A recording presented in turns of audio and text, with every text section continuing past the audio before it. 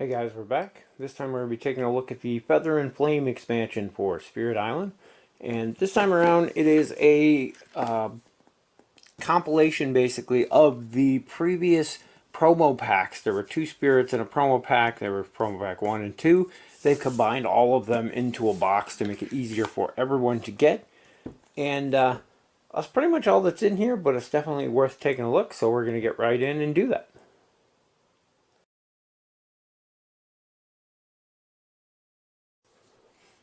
So right on the top here we have our new rules. There's the few new things in here. There's some new aspect cards in here that can be used to kind of spice up some of the older spirits. There is different bonuses on the presence track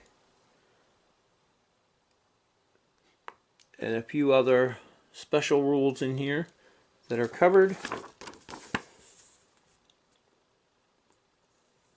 And then a couple FAQ things in the back. But overall, pretty standard stuff in here. Not a lot new, just more options to choose from. Right on the top here, we have our new spirit boards. So we have Heart of the Wildfire, Serpent Slumbering Beneath the Island, Downpour Drenches the World, and the Finder of Paths Unseen. And you can see over here, we've got a little bit more going on with some of these. The elements in here. That track's very similar. It's got the nice crisscross in the middle there. They're probably the most basic out of all of them. Again, on the backs, as always, you have your little lore story behind them, set up, their play style, and of course their rating here. These are kind of higher complexity. I think all of them are. So keep that in mind. And they make use of all of the mechanics from the previous expansions. So keep that also in mind. Definitely more advanced than base game spirits and the ones in Branch and Claw. Maybe not as advanced, at least for the most part, as the ones in Jagged Earth. Just something to keep in mind. Underneath here in our box, we've got our cards. We'll start off with the new aspect cards here. So we have shadows that flicker like flame. There's two of those. Lightning Swift Strike, River Surges in Sunlight, and Vital Strength of the Earth. And on the flip sides of these, they basically give you new innate powers that your spirits have. Basically change them up a little bit and give you some new options there. I think they're pretty cool. I have not used very many of these. I think I've tried one of them. But it switches up what the base power of a race or of a spirit is. Normally you have these innate powers down here at the bottom, and these cards just kind of modify those to make some of these older spirits a little more competitive, I guess, comparable to some of the newer things. Cool thing to have, though.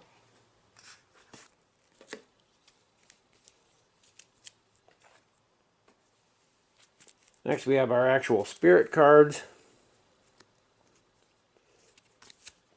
And I'm going to get their names wrong because names are so screwy. We're going to spread these out so I can actually see them. Get them right. So here we have the Heart of the Wildfire. And I'm not going to go over all of these, but I'm going to show them.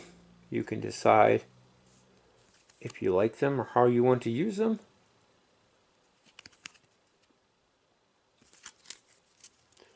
Let's go with him. Then we have the Serpent Slumbering Beneath the Island. Sorry for the glare on these.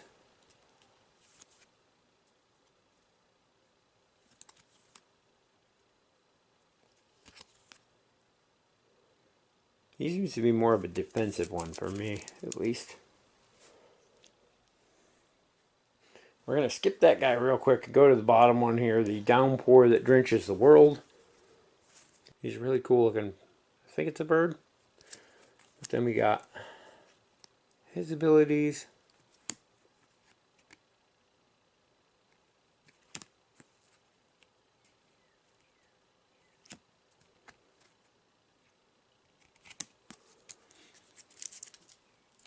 And then I saved the Finder of Paths Unseen for last because he's got more powers than most people. He's got a couple weird special rules that go with him. Plays quite a bit differently. I've read him, but I haven't actually played him, so I know there's different mechanics going on there.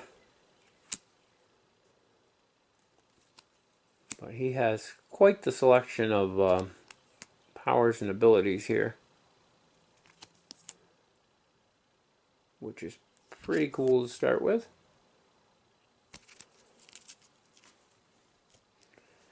Then we go on, we got a handful of new fear cards. Always nice to have more variety and options to change these up a bit. Never turn down some more fear cards to shuffle in. So the same old ones aren't coming up every time. Then we have a new adversary here. This time around it is the Kingdom of Scotland. And with that comes a bunch of the tokens for the escalation. And then we also have two new scenarios. Diversity of Spirits and Varied Terrains.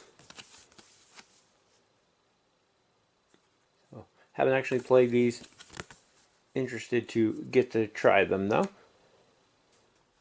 And that's a look at everything that comes in the expansion there. This one doesn't actually have a plastic insert. It had just a basic cardboard one here. Can't even get it out. Always check to make sure there's nothing underneath. Learn that in board games. But yeah, I think there's actually nothing wrong with the cardboard one because most of the time I'm just going to toss those out anyway. Cardboard's recyclable. Yeah, some of the plastic are, but I'm okay with it being cardboard there since I'm not going to use it anyway. All the stuff's going in my base game box. I have a nice 3D printed insert in there. I've talked about before. And there's room for all this too. So as I said, that's a look at everything that comes in the Feather and Flame expansion. Again, this is a compilation of promo packs. I believe they're split up the way they were. I think this was promo pack 1, promo pack 2 or something along those lines. But they added a couple extras in here, the fear cards, the new adversary and such on. This one's kind of interesting to me because the new spirits are definitely always worth it. And compared to like Branch and Claw, you're getting twice the amount of spirits in here. So there's that aspect to it. But Branch and Claw also came with a bunch of major powers and a bunch of minor powers, a ton of fear cards, the exploration deck, you know, a bunch of other things. Where this literally only has the 4 new spirits. You got a couple fear cards, which is cool. I like the aspect cards, which boost up some of the old spirits. I think some of the stuff they just added in to make this box a little more worth it, since it does seem to be lacking in some other areas. Not to say that it's bad, I would still pick it up just for 4 new spirits, especially the fact that the promo spirits were like a limited edition things, and they're very hard to come by or very pricey. And this box allows anyone to pick up all 4 of them at a relatively reasonable price. And you can't go wrong with that. And I actually applaud them for doing that. A lot of places wouldn't do something like that. And then fans of the game or people who come onto it later end up spending a fortune or spending a ton of time trying to track down limited promos. So I think this is an amazing way to do it. I like that they added some more in here. I do think it's a little lacking compared to the concept that was in the Branch and Claw expansion, but for the fact that these are easy and accessible way to get these promo cards, I think I can overlook that. And overall, I really like the pack. I have not. I think I've only played with the Heart of the Wildfire. I haven't played with the other ones of these yet. Again, there's so many spirits in the game. It's hard to play every one, but working my way through, trying to play them all. I have used one of the aspect cards to play one of the older spirits. So, what I've experienced of it, I really like. I will say that these are quite a bit more complicated than your base game and Branch and Claw spirits. Keep that in mind if you're newer to the game. While you may still want to pick this up if you're a fan, these are spirits that you may want to hold off on until you've got a good grasp on the game and the mechanics and the way things work and the way things combo together, and then venture into these because they are quite a bit more complicated.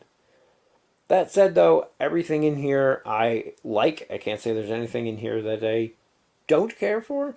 And I'm really glad I picked this thing up. I'm super glad they made it available because I did miss out on the promos of these. And I had almost picked up Promo Pack 1 for a kind of silly price. It actually cost more than the whole box here did. So I'm glad I held off on that. I got this and I got everything all at once. And yeah, I think it's a great option out there for people to be able to pick these up. Anyway, that is going to wrap it up for our look at the Spirit Island Feather and Flame expansion. As I said, if you're looking for those promo packs, it is definitely worth picking up. If you already have them, maybe not so much. I mean, you get the aspect cards, you get a couple new fear cards, you get a new adversary. They did put some stuff, the scenarios, they put some stuff in there to make you kind of want it.